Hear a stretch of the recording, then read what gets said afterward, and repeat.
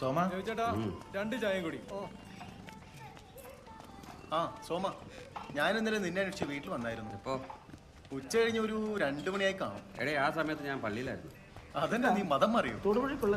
നിങ്ങൾ അതൊന്നും പറഞ്ഞില്ലേ? പോലീസ് വന്ന് അവിടെ പള്ളി സെമിത്തേരി കുത്തിപ്പൊളിക്കുമല്ലേ? അതെന്നാത്തിനാടാ? പഴയ നമ്മുടെ ജോർജ് കുട്ടി കേസ്. അത് കണ്ടുപിടിച്ചോ? ആ എന്ന് പറയുന്നു. പള്ളി സെമിത്തേരിയിലോ? അത് കിടും. ആ പറഞ്ഞിട്ട് എന്താ കാര്യം? കോടതി ഓർഡറില്ലാതെ പറഞ്ഞ അച്ഛൻ പോലീസുകാർ തിരിച്ചേച്ചില്ലേ? അയാൾക്ക് ഇത് എന്തിന്റെ കേടാ? പോലീസിനോടാണോ കളി? 2 ദിവസം കൊണ്ട് കോർട്ട് ഓർഡറായിട്ട് അവർ തിരിച്ചു വരില്ലേ? എന്തൊക്കെയാ നമ്മുടെ നാട്ടിൽ. ഇക്കാടെ സുഹൃത്ത് ഏതായാലും അകത്ത് പോകും. ഇതൊക്കെ എത്ര കേട്ടിരിക്കുന്നത്? എല്ലാ വർഷവും കേൾക്കുന്നതല്ലേ? അവിടെ കുളിക്കണോ, ഇവിടെ കുളിക്കണോ, ഇപ്പൊ അറസ്റ്റ് ചെയ്യും. ഈ നാട്ടില് ജോർജ് കുട്ടി നിരപരാധിയാണെന്ന് വിശ്വസിക്കുന്ന ഏക വ്യക്തി ഇക്കയാ. ഞാനും അങ്ങനെ കേട്ടത്. ആ സഹദേവം കൊടുക്കാൻ നോക്കിയതാണ്. ഇപ്പൊ 2 ആയി. എന്റെ ജോസ് ചേട്ടാ, ഞങ്ങൾ ആദ്യം ഇത് തന്നെ വിചാരിച്ചിരുന്നത്. ജോർജ് കുട്ടി അതിവിദഗ്ധമായിട്ട് എല്ലാവരും കണ്ണി പൊടിയിട്ടതാ. ഒറ്റ കാര്യം ആലോചിച്ച് നോക്കിയാൽ മതി. ആ ഇളയ പെങ്കൊച്ച് രാത്രിയിൽ എന്തോ കുളിച്ചിരുന്ന കണ്ടു എന്ന് പോലീസുകാരോട് പറഞ്ഞു. അത് പ്രകാരമാണ് പോലീസ് അവിടെ ചെന്ന് കുളിച്ചു നോക്കിയത്. പക്ഷെ അവർക്ക് കിട്ടിയതോ പശുക്കിടാവിനെ.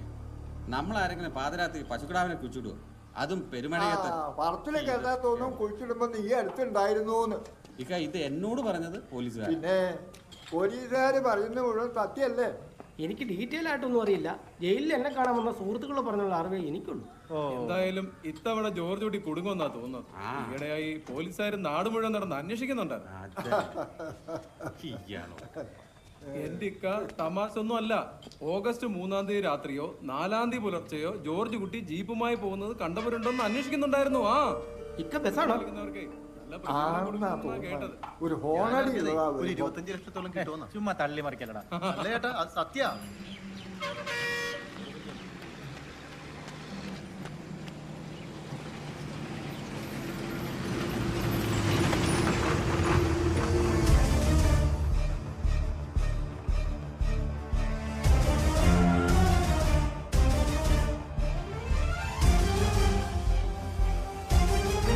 ഓഗസ്റ്റ് 3-ാം തീയതി രാത്രിയോ 4-ാം തീയതി പുലർച്ചെയോ ജോർജ് കുട്ടി ജീപ്പുമായി പോകുന്നത് കണ്ടവരുണ്ടോന്ന് അന്വേഷിക്കുന്നുണ്ടായിരുന്നു. ആ വിവരം നൽകുന്നവർക്ക്